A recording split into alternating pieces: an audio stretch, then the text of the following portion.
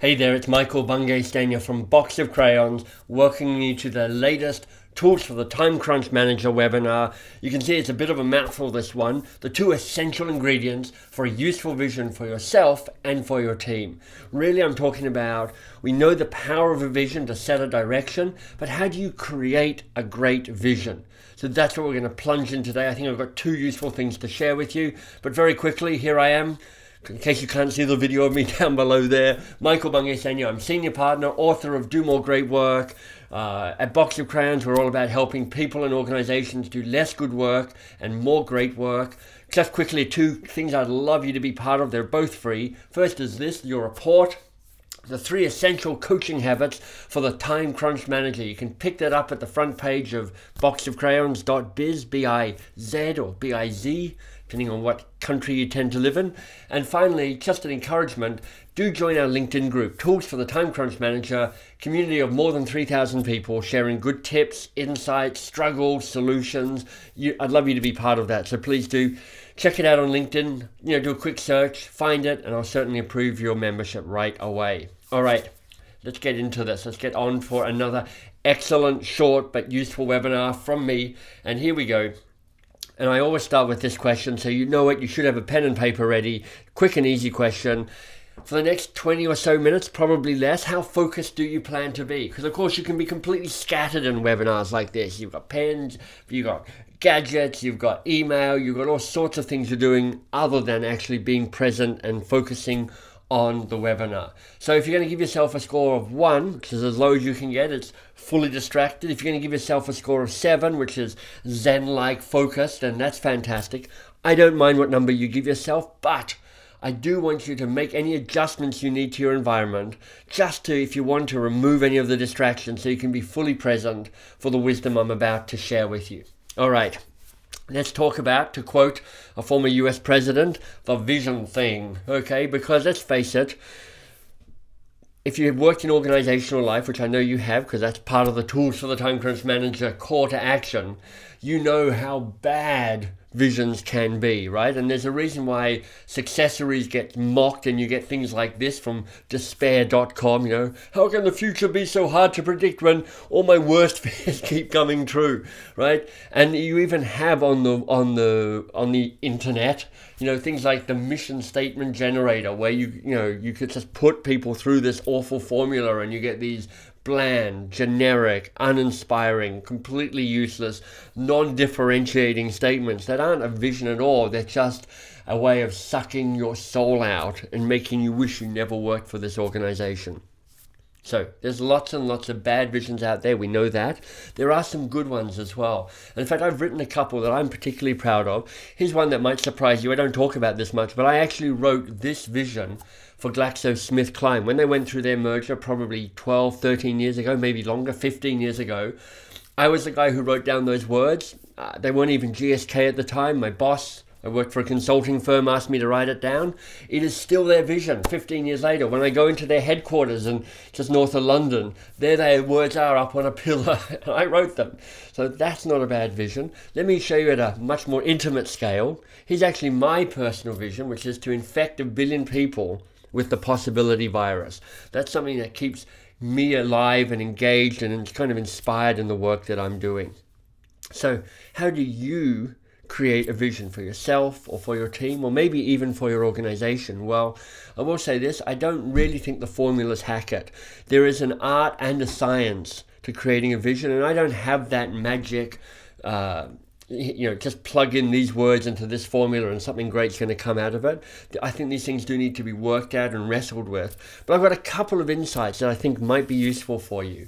And I call these the double S test. So really, as you create something that just will help you and your team and maybe your organization move forward, give them some sort of mojo, maybe these 2 S's will help you with this. And the first one, I think, is to think about at what scale are you willing to play? Or what scale are you willing to play?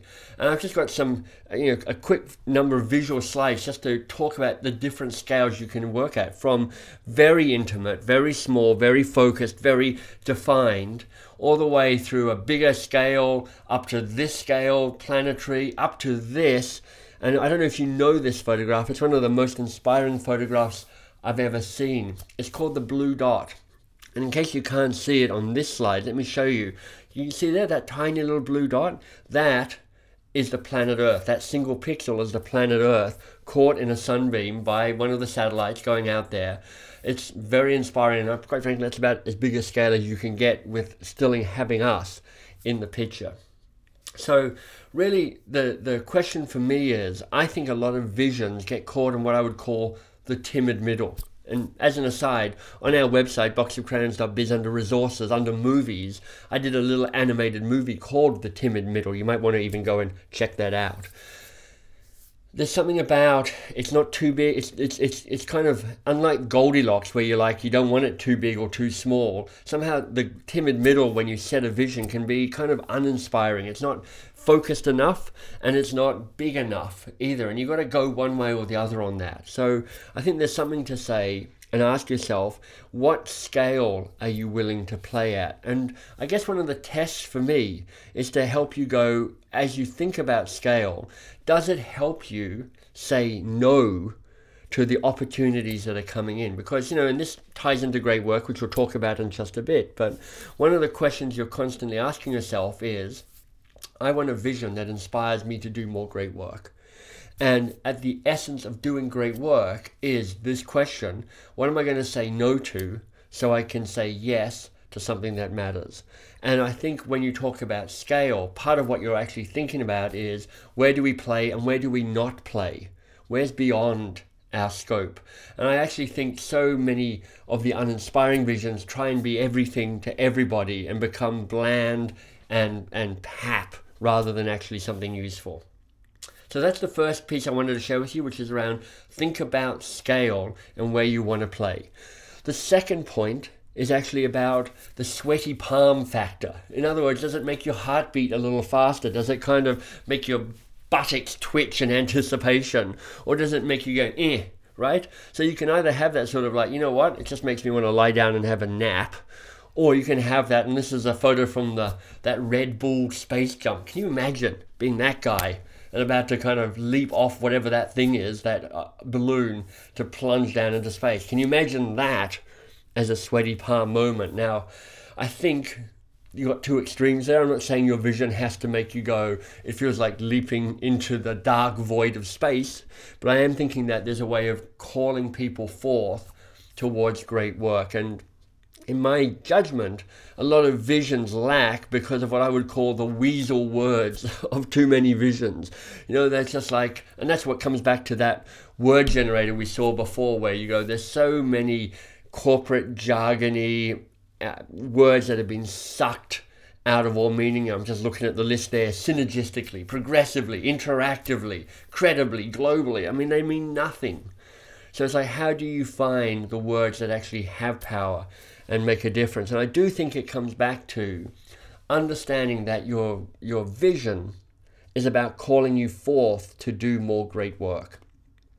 And if that doesn't do it for you, and if it doesn't do it for your team, then what you're doing is actually codifying business as usual rather than inspiring business beyond usual, business that is actually got the right amount of great work for you and your team and for your organization. So in other words, if the first piece around scale is partly about, does this help us say no to stuff?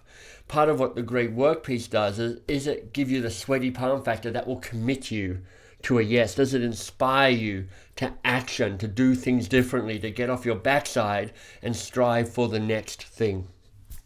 So there we go. I think if you had to capture it, when you write your vision, and again, there's no easy formula for this. Writing a vision can be something that can come quickly, but it takes a certain amount of art and science.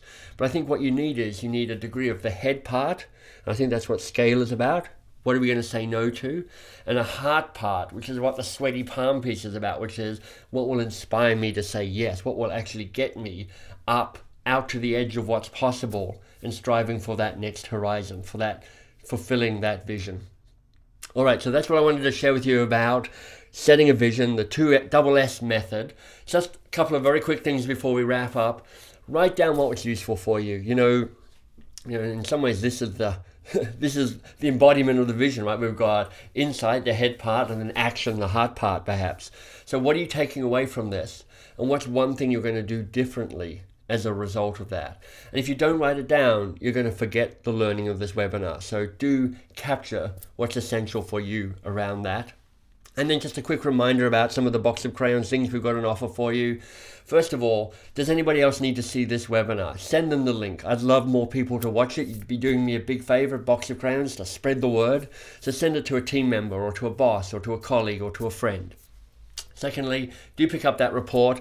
I wrote it.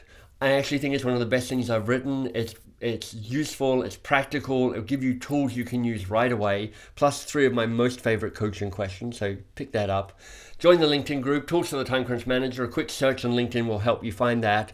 And just a reminder about us at Box of Crayons, if you're interested, we specialize in, we do one thing really well, we give practical coaching skills to busy managers so they can coach in 10 minutes or less, and all the details are there at boxofcrayons.biz. I'm Michael Bungay Stanier from Box of Crayons. Thanks for this roller coaster ride with me about the double S method, scale and sweaty palmness to help create an awesome vision for you, your team, maybe even your organization.